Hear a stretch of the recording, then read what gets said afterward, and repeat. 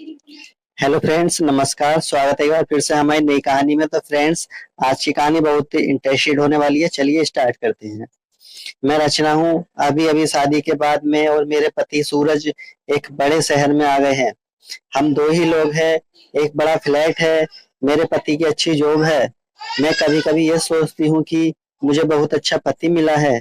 शहर में आए अभी हमें कुछ ही दिन हुए हैं, तभी मेरे पति एक 18 साल की लड़की को एक दिन घर ले आए। कहा कि बहुत गरीब है, इसे काम की जरूरत है। मैंने कहा ऐसा क्या काम है हम दोनों के बीच में, मैं अकेली कर सकती हूँ। लेकिन उन्होंने बोला ये यहीं रहेगी और कुछ काम करेगी। मैंने बोला ठीक है। किसी अजनबी जवान लड़की को इस तरह अपने घर में रखना मुझे कुछ समझ नहीं आया। वो भी तब जब मैं मना कर रही हूँ। रात मैंने सोचा कि उनसे पूछूं कि आखिर ये लड़की कौन है। लेकिन रात जब मैं कमरे में गई तब वो अपने लैपटॉप पर मीटिंग में बिजी थे। जैसे ही मैंने दरवाजा खोला, मुझे हाथ से इशारा करके चुप रहने को कहते हैं। मैं बिस्तर के एक साइड पर सो गई। सुबह करीब 7 बजे मेरी नींद खुली। तब मैंने देखा पतिदेव बिस्तर पर नहीं है। मैंने बाथरूम में देखा, वो वहां भी नहीं थे। दरवाजे के पास जाकर जब मैंने किचन में देखा तो मेरे पति हाथ में पैसे लिए उस लड़की को दे रहे थे और वो लड़की रो रही थी। वो उसे चुप भी करा रहे थे। पैसे देकर वो मुझसे मिले बगैर बाहर मेन डोर से निकल गए। मुझे अब कुछ समझ नहीं आया कि बात क्या है। थोड़ी घबराहट भी हुई। अजीब अजीब ख्याल मन में आने लगे। साथ ही ये भी ख्याल आया कि जो मैं सोच रही हूँ ऐसा कुछ भी नहीं हो। मैं बेडरूम से बाहर आई। वो लड़की ने मुझे देखकर अपने आंसू पोंछ लिए।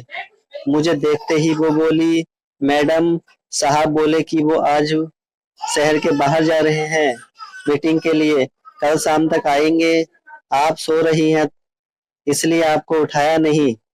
मुझे कहा कि आपको बता दे, मुझे उससे बात करने का बिल्कुल भी मन नहीं था, इसलिए मैंने उसकी तरफ देखा भी नहीं।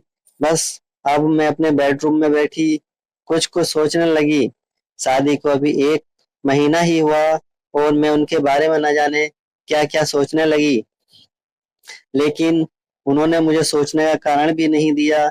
एक तो ये लड़की वो अचानक ले आए, मेरे मना करने के बाद भी उन्होंने इसे यहाँ काम पर रखा और आज वो उसे रुपए भी दे रहे थे। मैंने सोचा कि एक बार फोन पर उनसे बात करके देखती हूँ।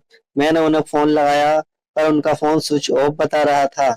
ये पहली बार था जब ऐसा हुआ कि उनका फोन बंद है।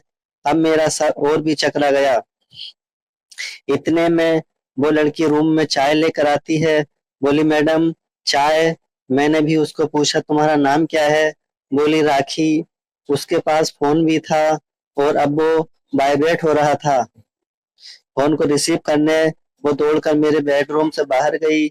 मुझे दूर से अब यही सुनाई दे रहा था कि उसने कहा कि मैं आती हूँ फिर बात करके। वो फिर मेरे बेडरूम के आकर कहती है, मैडम मैं 2 घंटे में आती हूँ, मुझे कुछ काम आ गया। इतना बोलकर वो मेरी हाँ सुने बगैर ही चली गई। मैं कुछ बोल ही नहीं पाई। लेकिन फिर 2 मिनट मेरे मन में आया कि क्यों ना उसका पीछा करूं और मैंने 1 सेकंड में कपड़े चेंज किए और उसके पीछे हो गई। वो मुझे मेरे बिल्डिंग के नीचे दिखाई दी। उसके बाद उसने एक रिक्शा लिया। मैंने भी रिक्शा लेकर उसका पीछा किया। रिक्शा एक पतली सी गली में रुका। वो वहां से उतरकर पैदल चलने लगी। बहुत सारे छोटे छोटे घर से होते हुए वो एक घर के आगे पहुंची। मैं लगातार उसका पीछा कर रही थी। क्यों कर रही थी, क्या जानना चाहती थी, इसका मुझे कुछ पता नहीं था। बस मैं उसके पीछे थी। दरवाजा खुला और खुलते ही वो लिपट गई उसकी माँ से। जोर जोर से माँ और बेटी दोनों रोने लगी। दरवाजा बंद करना भी भूल गए। मुझे लगा कि अब मुझे सामने जाकर बात करनी होगी कि परेशानी क्या है। मैं उसके सामने गई। मुझे देखकर लड़की बोली, मैडम आप यहाँ। मैंने कहा तुम्हारे साहब बोल गए थे कि तुम्हारा ध्यान रखना। उसकी रोती हुई माँ बोली कि ऐसा इंसान बहुत कम मिलते हैं। मैंने पूछा क्या परेशानी है, आप मुझे बताएं। माँ बोली कि इसके पिता साहब ऑफिस में सिक्योरिटी में नौकरी करते थे। अचानक हार्ट अटैक से उनका देहांत हो गया। इसका एक भाई है, लेकिन उसे पीने और जुए की लत है। वो मेरे पास एक पैसा नहीं टिकने देता था।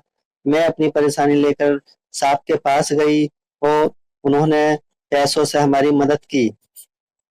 साथ ही उन्हें जब मैंने बताया कि इसका भाई ऐसा है, तो उन्होंने कहा कि इसका यहाँ रहना सही नहीं है, इसलिए वो इसे अपने घर को ले गए।